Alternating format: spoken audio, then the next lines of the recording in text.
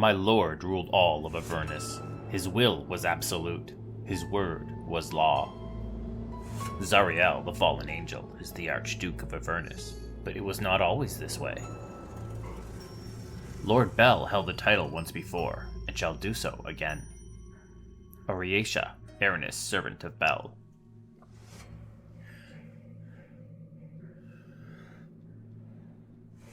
Welcome, humble adventurers, to my realm of knowledge and mystery.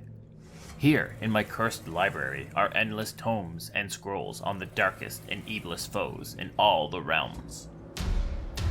Be they from Dungeons & Dragons, Pathfinder, the many worlds of darkness, or any realm in between. Welcome to the Dastardly Decimal System.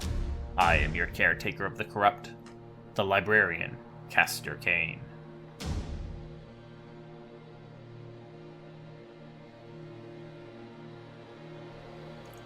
I offer all of my guests a spot of tea, and lucky for you, I have a fresh pot brewing.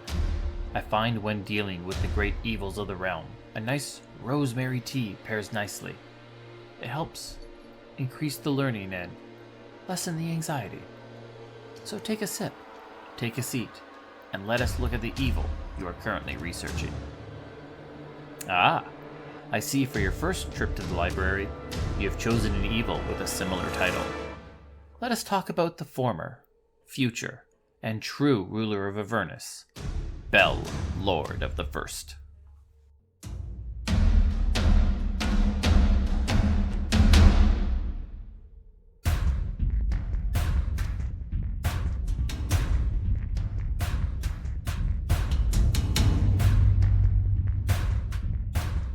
Within the 9 layers of hell, none are as traditionally infernal as Avernus, the first layer. It is a blasted hellscape with rivers of lava, barren hills, and fireballs that dance across the sky. It is the primary battleground for the eternal blood war between devils and demons. It was a powerful, volatile place that required a leader to match. It required a warlord.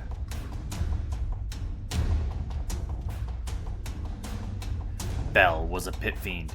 He stood 12 feet tall, with massive bat-like wings, clawed extremities, and fangs that dripped a green, smoking venom.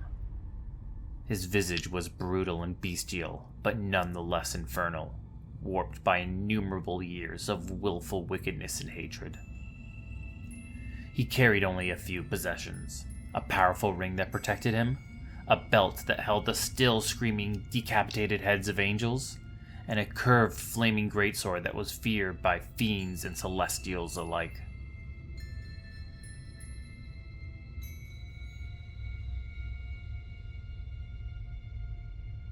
Bel was a calculating sort, and one of the greatest military minds in the 9 hells.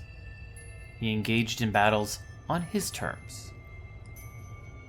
He favored tactics that involved ambushes, double crosses, feints and counter-feints, and backstabbing his enemies, all while anticipating the treacherous moves of his rivals, of which he had many.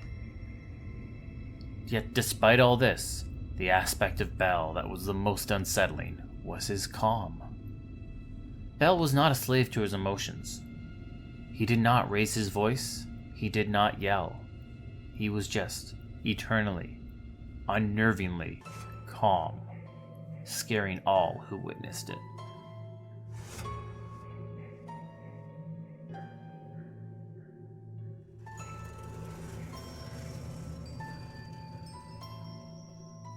Bel's story is one of legends amongst the citizens of the 9 hells, and the path that each devil wished to follow.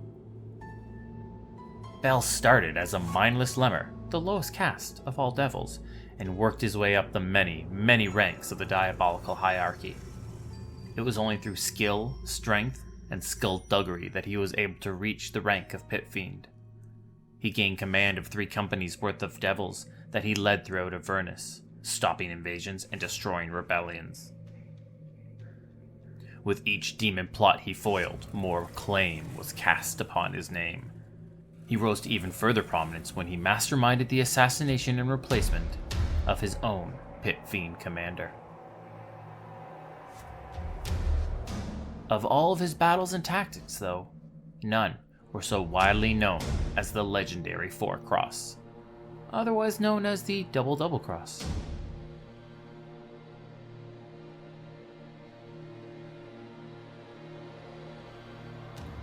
On the grounds of Avernus, as fire rained down upon them, demons and devils met in combat. Bel and his troops slaughtered demons by the hundreds, ripping through their corrupted flesh with little strain. Suddenly, in the middle of battle, Bel ordered his devil troops to turn on their allies. Devil slaughtered devil as Bel revealed Hell's plans to the demon, earning their favor.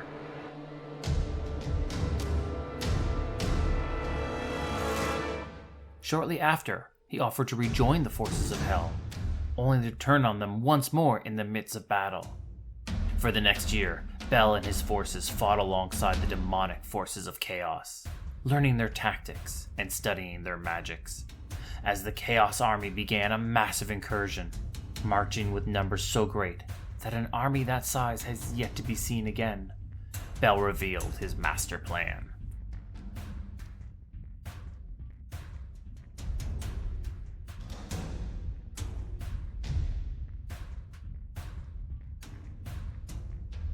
He led the Chaos army into an ambush and watched as they were decimated. What little remained of the demons were forced to flee, their losses crippling the Chaos army for well over a decade.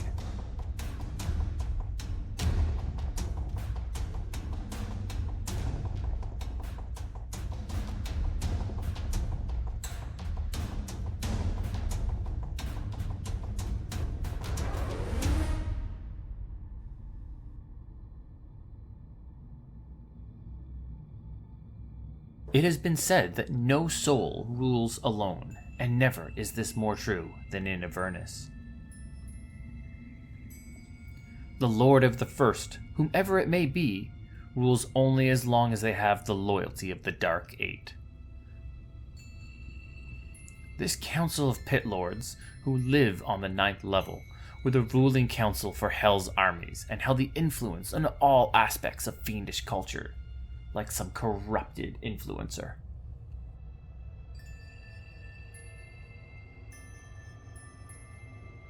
They were the force that made sure Hell's edicts matched the desires of the archdevils. If any of the archdevils wished to rule, they did so only with the support of the Dark Eight. So when the fallen angel Zariel lost favor, they turned to Bel.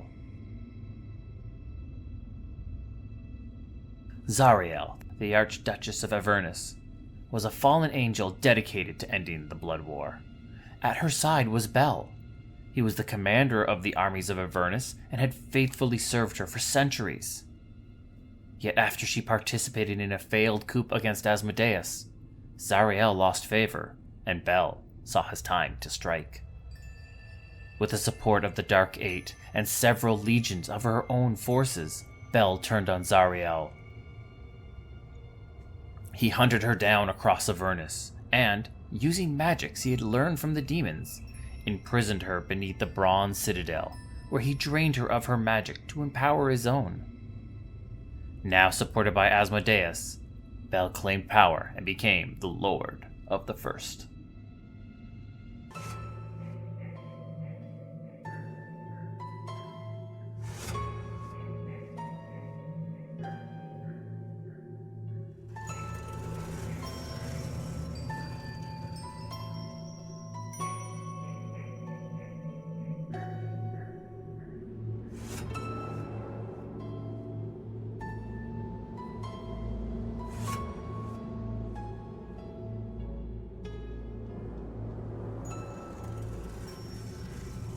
Bel was, and still is, an eternal realist. He knew that the demon forces were infinite, but the devils were not. He operated on slow, defensive advances to fend off the Chaos army. He was a long-term thinker, and in his mind the most he could do was contain the endless hordes of the Abyss, even if victory only lasted but a day.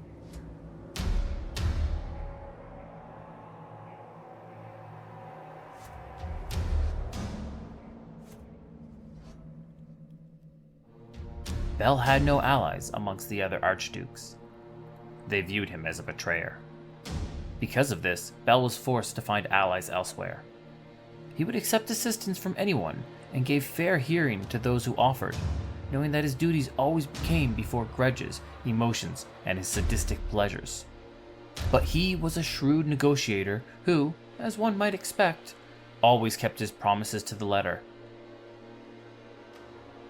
Bel found allies with Beleth, Prince of the Imps, who built him a spy network. He recruited Alosus, the butcher of Nicias, who experimented and bred monsters to outfit Bel's armies with mounts and living weapons.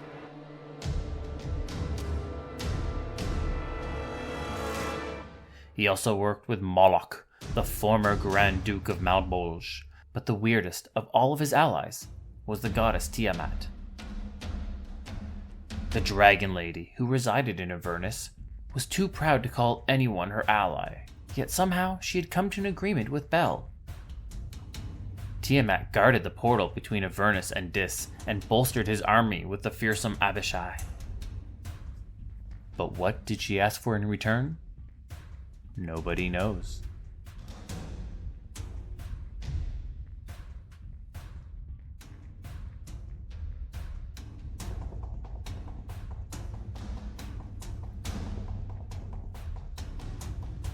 Bel was not one for worshippers.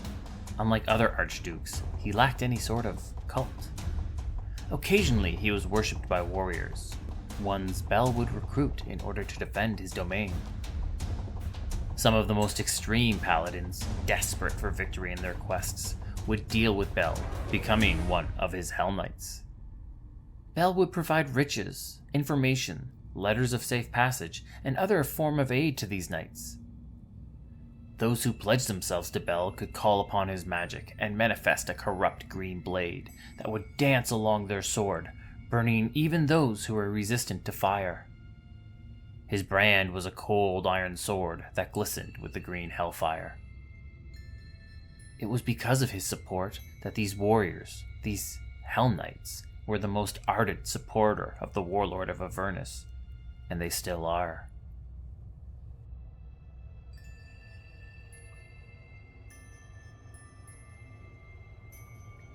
Bel knew that the Blood War existed beyond Avernus, and because of that, he always kept a close eye on the material plane. He would track demonic cults and organizations, and send his followers to deal with them. For a villager, it was a confusing and frightful sight when the Hell Knights arrived. To them, a paladin had arrived to save the day, but they summoned devils and green fire to do so. This paladin would not care of the damage they caused, as long as they were victorious for their master. A Hell Knight knew that Bel would not accept failure. As helpful as these actions were, Bel's malevolent means were often shunned just as much as the demons themselves.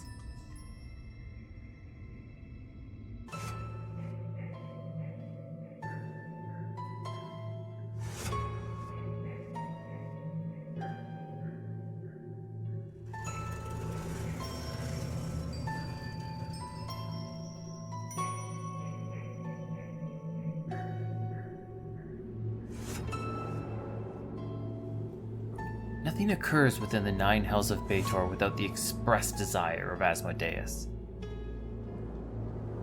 When Bel overthrew Zariel, he kept the position only because the Supreme Master of the 9 hells allowed it.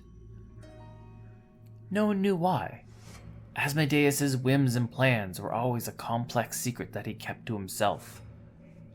But his words were undeniable law.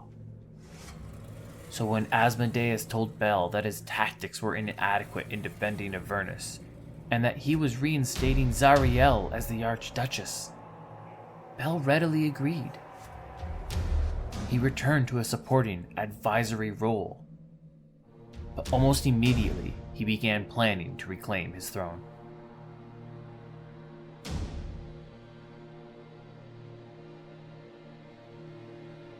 Bel makes his home inside an iron fortress carved out of a volcano, which to me is the most villainous lair I can think of. He now spends his days inside his bastion, overseeing the production of weapons and armor for the Blood War, while planning a way to permanently dispose of Zariel from the hierarchy, be it by destruction or even redemption. He has stumbled across Zariel's plans to remove Tiamat from Avernus by having the Cult of Dragons summon her free. But Bel actively seeks to undermine that. Chip by chip, Bel is working on Zariel's armor, for he knows the moment it shatters is the moment he returns once again as the rightful ruler of Avernus.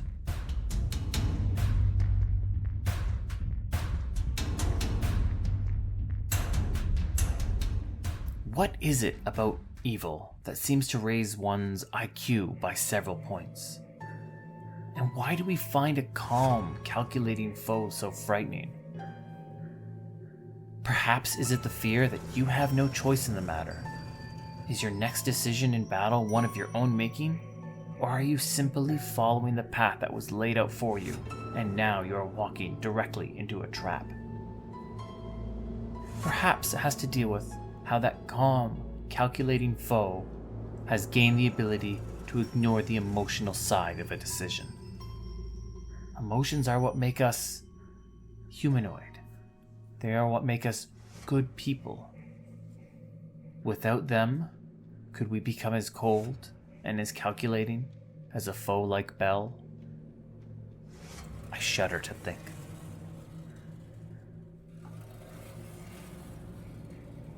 My library has in its walls legions of tomes on the one true Lord of the First, spanning every detail of his existence, from the unknown debt he owes to the Sigil of One, to his psychological distrust of magic. Yet, when talking about Bel, there is one tidbit that I always like to add. You see, there is a magical artifact known as the Teeth of Dalvernar. This collection of magical teeth, while extremely gross, is a powerful artifact, and each tooth is associated with a different legend, like the Dracolich Dragotha or the Mighty Tarask. So why do I bring this up? Because one of these teeth can be used to summon a green steel pit fiend in a female form. And the name of this tooth?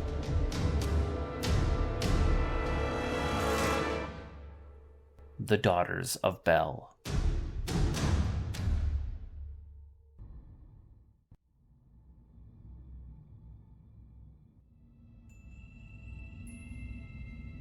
It seems that we have run out of tea, which means that our conversation must come to an end. You must return to your adventure, and I must return to taking care of this library, and the many, many chores that come with that. Thank you, though, for joining me in this chat, for joining me in my library. Come again for more stories and lore about the darkest villains from the darkest realms. This has been the Dastardly Decimal System, and once again, I am your librarian, Castor Cain. Travel well, adventurer, and remember, don't keep that book out too late. There are late fees.